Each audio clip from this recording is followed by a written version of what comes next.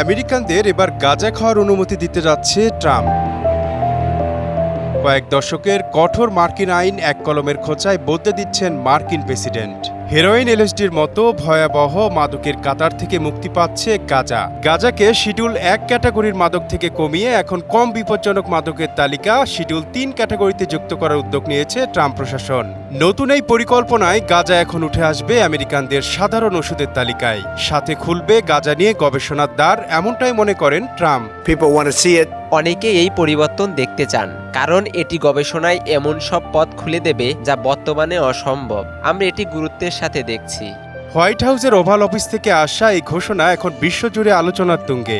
আমেরিকার ফেডারেল আইনে গাঁজাকে শিডিউল 1 থেকে শিডিউল 3-তে নামিয়ে আনার এই প্রক্রিয়া মূলত চিকিৎসার পথ সহজ করার এক বড় সুযোগ।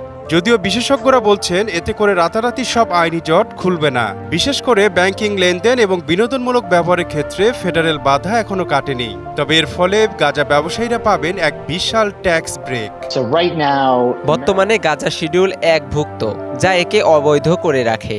শিডিউল 3-এ গেলে কড়াকড়ি কমবে, যেমনটা ক্যাটামিনের ক্ষেত্রে হয়। তবে ফেডারেল আইন ও অঙ্গরাজ্যগুলোর আইনের মধ্যবর্তী দূরত্ব এতে পুরোপুরি ঘুচবে না। অন্যদিকে মার্কিন জনগণের বড় একটি অংশ মনে করছে অপরাধীকরণের ব্যর্থ নীতি থেকে বেরিয়ে আসার এটাই উপযুক্ত সময়। এখন দেখার বিষয় আইনি গোলকধাঁধা পেরিয়ে ট্রাম্পের এই নির্দেশ কবে নাগাদ বাস্তবে রূপ নেয়।